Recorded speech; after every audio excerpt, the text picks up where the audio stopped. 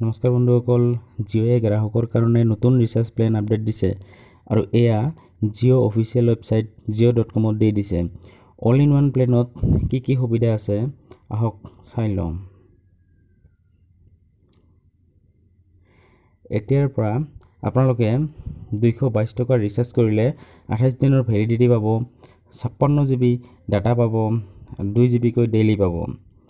তাৰপিছত জিঅ' টু জিঅ' কল কৰিলে আনলিমিটেড কল পাব, কলৰ সুবিধা পাব আৰু আদাৰ্ছত যদি কল কৰে, আদাৰ নেটৱৰ্কত যদি কল কৰে তেনেহ'লে 1000 মিনিট সময় পাব।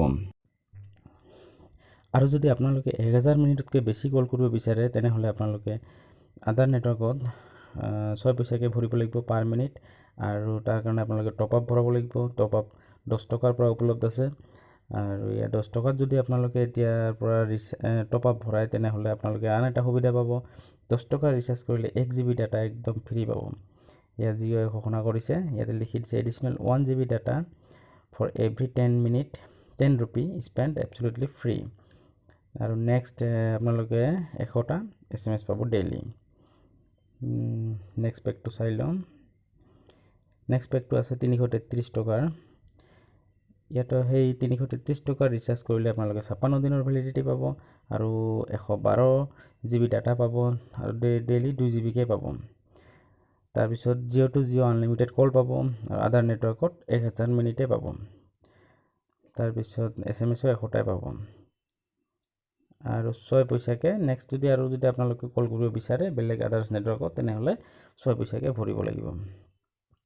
তাৰপিছত নেক্সট প্লেনটো চাই লওঁ। ইয়াতে 444 টকাৰ পেক এটা দি দিছে আৰু 444 টকাৰ ৰিচাৰ্জ কৰিলে আপোনালোকে 84 ডেজ তাৰমানে 84 দিনৰ আপোনালোকে ভেলিডিটি পাব, 168 GB ডাটা পাব, তাৰপিছত 2 GB কৈ পাৰ ডে পাব আৰু নেক্সট আপোনালোকে জিঅ' টু জিঅ' তো আনলিমিটেড কল ইয়াতেও আছে।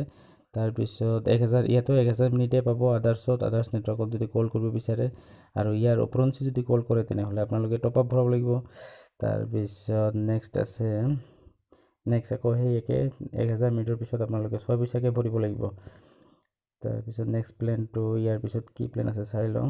ইয়াৰ পিছত আছে 555 টকা। যদি আপোনালোকে 555 টকাৰ যদি ৰিচাৰ্জ কৰে তেনেহ'লে 84 ডেজ ভেলিডিটি পাব, তাৰমানে 84 দিনৰ আপোনালোকে ভেলিডিটি পাব আৰু 168 GB ডাটা পাব, 2 GB কৈ পাৰ ডে পাব।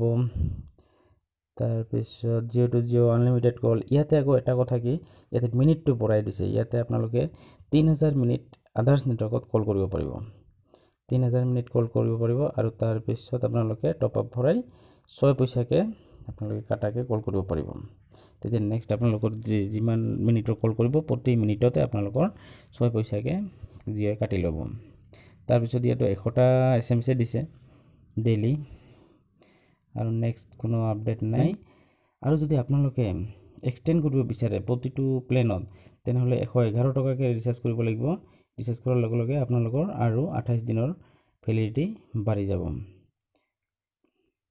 আৰু যদি ইয়াৰ পিছত কিবা আপডেট দিয়ে তেনেহ'লে আপোনালোকক মই জনাবলৈ চেষ্টা কৰিম। যদি মোৰ ভিডিঅ'টো চাই ভাল পাইছে তেনেহ'লে লাইক, শ্বেয়াৰ আৰু ছাবস্ক্ৰাইব কৰিব। ধন্যবাদ।